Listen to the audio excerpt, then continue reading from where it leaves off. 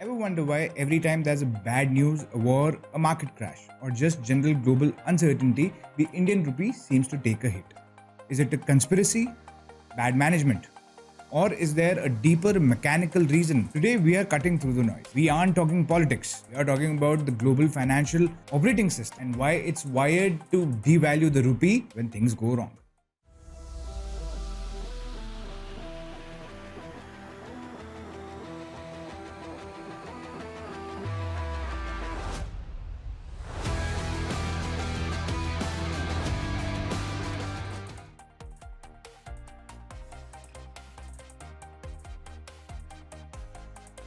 In the world of global finance, fear is a currency of its own. When a global crisis hits, investors, especially the big players like FIIs, get nervous. When they get nervous, they don't sit on their hands. They move their money into what's known as safe haven. The US dollar is the world's reserve currency. It's like the default setting of the global economy. When the world feels unstable, everyone rushes to buy dollars because they're seen as the safest place to park cash. Think of it like a crowded stadium exit. When there's an alarm, everyone rushes towards the same door. The price of getting through that door goes up. When investors everywhere sell their local assets to buy USD, the dollar gets stronger and every other currency, including the rupee, automatically loses relative value. It's not necessary that the rupee is failing, it's that the dollar is being hoarded.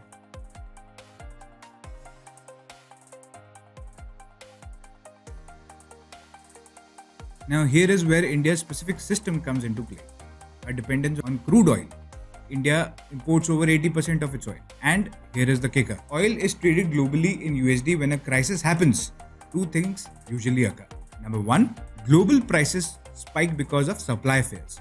Number two, the dollar strengthens because of the safe haven effect we just talked about. So, India now has to pay more for its oil and it has to pay for with a stronger dollar. To buy that expensive oil, we have to sell rupees to buy dollars. This massive constant demand for dollars to pay for fuel keeps downward pressure on the rupee. It's a vicious cycle. The more the rupee falls, the more expensive our imports become, which pushes the rupee down even further.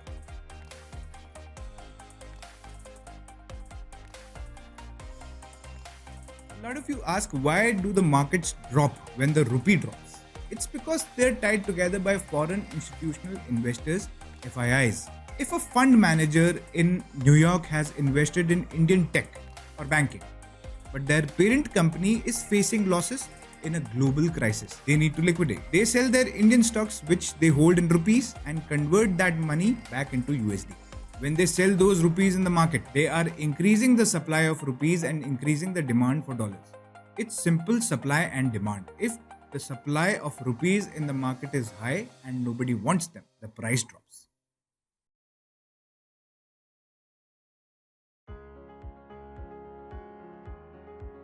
So can we fix this? It's not about overnight miracles. It's about structural upgrades. Number one, internationalization of the rupee. We need to trade with more countries in INR instead of USD. If we pay for our imports in rupees, the demand for dollars drops. It's like switching your internal power supply so you don't have to keep buying external batteries. Number two, the import-export balance. This is the most basic economic lever we have. When we export, the world buys rupees to pay us, which drives our currency up.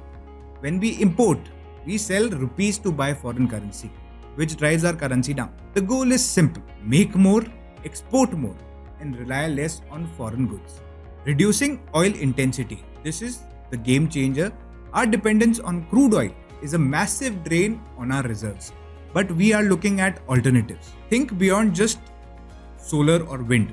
Scientists are looking at biomass, hydrogen fuel, and even hemp-based biodiesel. Industrial hemp can be produced into fuel and it grows quickly on land where other crops might struggle. Other example, we have massive potential in green hydrogen and waste to energy projects.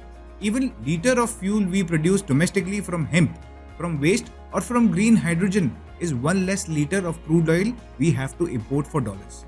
Now, I know the crude oil story is deep. It's a massive topic involving global geopolitics, supply chains, and the specific pricing rules. I'm actually working on a dedicated video for that right now. breaking down exactly how the oil market taxes the rupee. So stay tuned for that. And number 4, deepening bond market. Finally, we need to make Indian financial assets so solid that other central banks want to hold them as reserves. That creates long-term stable demand for the rupee. The rupee's movement isn't a scorecard of our national effort. It's a reflection of our current connection to the global grid. Strengthening the rupee isn't about blaming a government, it's about upgrading our infrastructure so we are less dependent on someone else's power supply. If you found this breakdown helpful, share it with someone who's still confused about why the news says the rupee is falling. I am Sinpact. Thanks for watching, and I'll see you in the next one. Peace.